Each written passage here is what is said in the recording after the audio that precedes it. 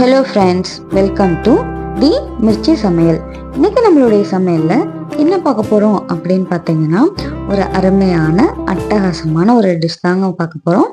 ஆமாங்க, தீபாவளினாலே நம்மளுக்கு நினைவுக்கு வர்றது குலோப் ஜாமுன். ஆமாங்க, இந்த குலோப் ஜாமுன் எப்படி செய்யறதுன்னு தான் பார்க்க போறோம். இன்னைக்கு நம்ம குலோப் ஜாமுன் பிரெட்டில் தான் பண்ணியிருக்கோம். அது எப்படி பண்ணலான்னு பார்க்கலாம் வாங்க. அதுக்கு முன்னாடி நம்மளுடைய சேனலை மறக்காம சப்ஸ்கிரைப் பண்ணிக்கோங்க. கூடவே பெல் நோட்டிஃபிகேஷனையும் கிளிக் பண்ணிக்கோங்க. குலோப் ஜாமுனுக்கு முதல்ல நம்ம சர்க்கரை பாகு ரெடி பண்ணிடலாம்.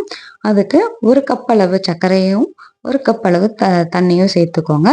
சர்க்கரை 200 கிராம் இருக்கும், தண்ணி 250 ml. இப்போ இது கூடவே நம்ம 3 ஏலக்காய் நம்ம சேர்த்துக்கிற போகிறோம். தூளாவும் சேர்த்துக்கலாம், இல்லை முழு ஏலக்காவும் சேர்த்துக்கோங்க. கூடவே நம்ம குங்குமப்பூ சேர்த்துக்கிற போகிறோம். இது ஆப்ஷனல் தாங்க, உங்களுக்கு விருப்பம் இருந்தால் சேர்த்துக்கோங்க, இல்லாட்டி வேண்டாம். இந்த பாகு நம்மளுக்கு ஒரு கம்பி பத அளவுக்கு நம்ம ரெடி பண்ணி எடுத்துக்கிறோம்.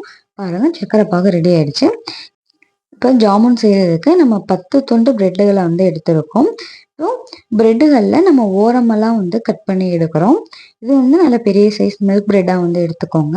சாண்ட்விச் பிரெட் காட்டிலும் மில்க் பிரெட் எடுத்துக்கிட்டிங்கன்னா நம்மளுக்கு டேஸ்ட் நல்லா இருக்குங்க. இந்த மாதிரி பொடி பொடியாக கட் பண்ணி எடுத்துக்கோங்க. சைடு மட்டும் நம்ம ரிமூவ் பண்ணி எடுத்துடலாம். இப்படி எல்லா பிரெட் துண்டுகளையும் நம்ம கட் பண்ணி எடுத்துருக்கோம். இந்த பிரெட் துண்டுகளை நம்ம ஒரு மிக்சர் பவுலில் போட்டு நல்லா பொடியாக எடுத்துட்டு வந்துடணும். அப்போ தான் நம்மளுக்கு மசிக்கும் போது நல்லா ஈஸியாக இருக்குங்க. இப்படி நல்லா பொடி பண்ணி எடுத்துட்டு வந்துடுங்க.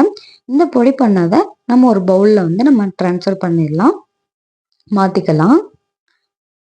இப்போ எல்லா பிரெட் துண்டுகளையும் நம்ம அரைச்சி எடுத்துட்டு வந்தாச்சு. இதெல்லாம் மாற்றிட்டோம். இதுக்கு நம்ம 5 டேபிள் ஸ்பூன் அளவு பால் சேர்த்துக்கோங்க. அதில் கொஞ்சம் கொஞ்சமாக ஊற்றி நம்ம பிசையும் போது தான் கரெக்டாக இருக்கும். அதிகமான பால் சேர்த்துக்கிறாதீங்க. 5 டேபிள் ஸ்பூன் அளவு பால் 10 பிரெட் துண்டுகளுக்கும் கரெக்டாக இருக்குங்க. நல்ல பெரிய டேபிள் ஸ்பூனாக எடுத்துக்கோங்க. இப்போது மாவு நல்லா நம்ம குலோப் ஜாமுன் மாவு ரெடி பண்ணி எடுத்தாச்சு. இதை நம்ம உருண்டையாக இது உருட்டி எடுத்துடலாம்.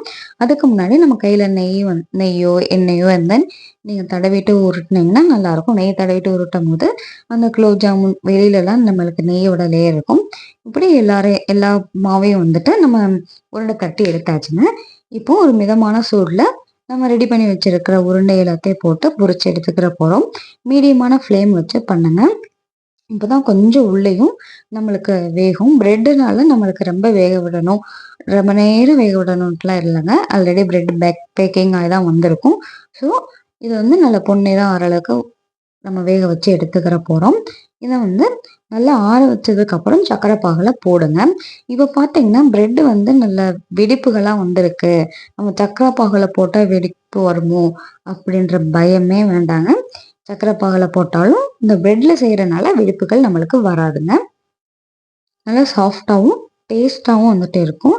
இது நல்லா ஊறினதுக்கப்புறம் நீங்கள் எடுத்து டேஸ்ட் பண்ணி பாருங்கள். நல்லா சுவையாக இருக்கும். இப்போ பாருங்கள், எல்லாம் ஊறி உப்பி வந்துருச்சு. உங்களுக்கு வெடிப்புகள் எதுவும் இல்லை. அதனால நம்மளுக்கு கரையவும் செய்யாது. அதனால பிரெட்டில் செய்கிறதுல இது ஒரு அட்வான்டேஜுங்க. டேஸ்ட்டும் நல்லா இருக்கும், ஈஸியாகவும் வேலை முடிஞ்சிடுங்க. பாருங்க, எவ்வளோ சுவையாக குண்டு குண்டு குலோப் ஜாம்ஸ் ரெடியாக இருக்குங்க. நீங்களும் இந்த தீபாவளிக்கு ட்ரை பண்ணுங்க. இந்த வீடியோவுக்கு ஒரு லைக் பண்ணிடுங்க.